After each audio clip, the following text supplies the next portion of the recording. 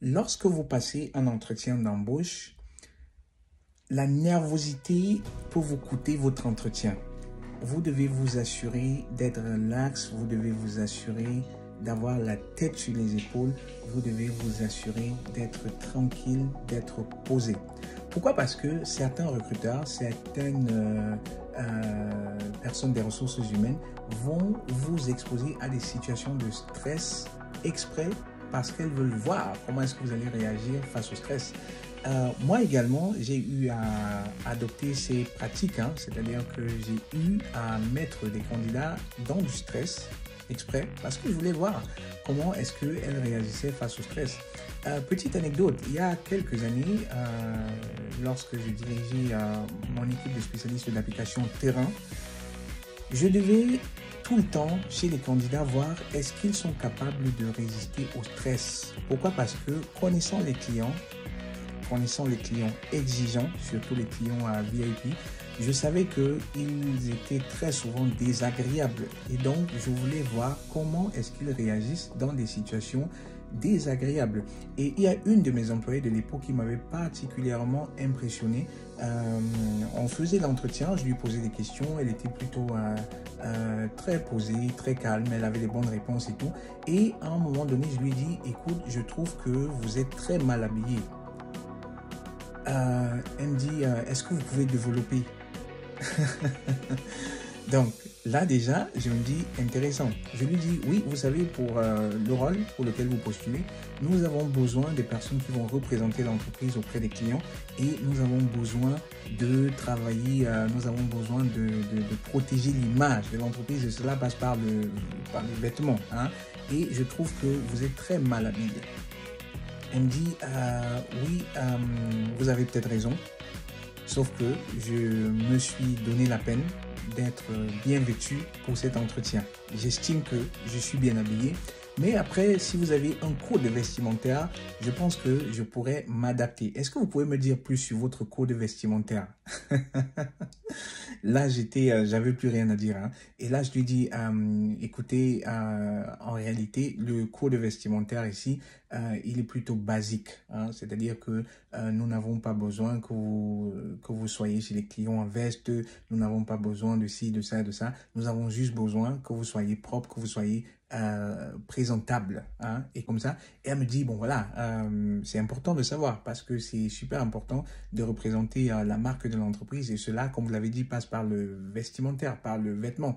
Et merci de me l'avoir dit. Je pense que je serai à la hauteur de vos attentes. J'étais impressionné non seulement par le calme, c'est-à-dire qu'elle ne s'est pas laissée elle ne s'est pas laissée distraire par ma question ou alors par ma remarque.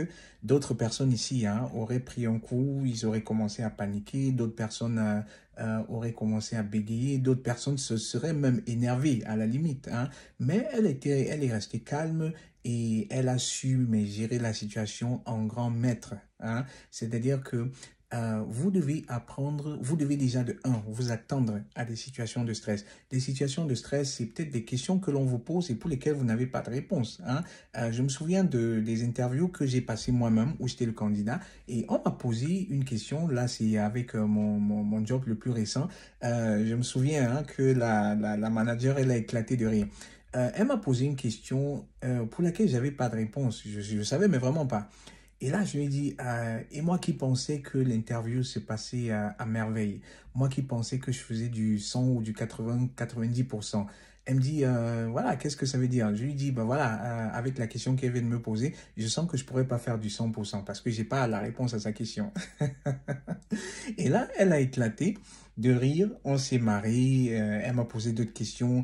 J'avais tout bon sur les autres questions, mais là-bas, j'avais mais vraiment pas. Et plutôt que de forcer une réponse, je lui ai tout simplement dit, écoute, tu viens de me gâcher l'interview parce que j'étais venu ici prêt à faire du 100%, mais là, je me rends compte que je vais pas pouvoir faire du 100%. Est-ce que chez vous, en entreprise, c'est 100% ou alors on est en mode 80%, c'est 100%? Elle me dit non, 80% c'est 100%. Et je lui dis, ok, merci de me rassurer parce que je tenais à faire du 100% ici. Et quand vous me dites 80 c'est 100, du coup, je ressors la tête haute. Bref, c'était une petite blague comme ça pour détendre l'atmosphère et puis ne pas se prendre la tête, hein. Donc, parce que j'étais pas stressé, mais vraiment pas du tout stressé. Je me suis dit, je vais lui montrer que je peux ne pas me prendre très au sérieux, hein.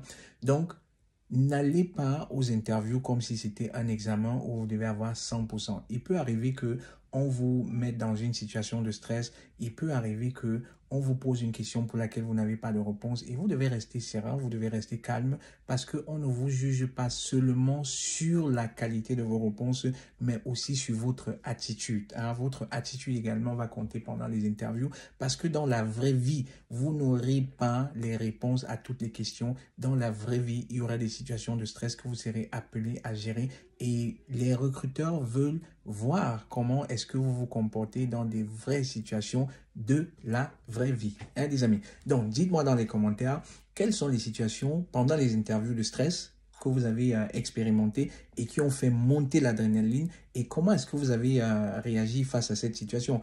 Vos commentaires peuvent aider les uns et les autres et à s'en sortir mieux pendant les interviews.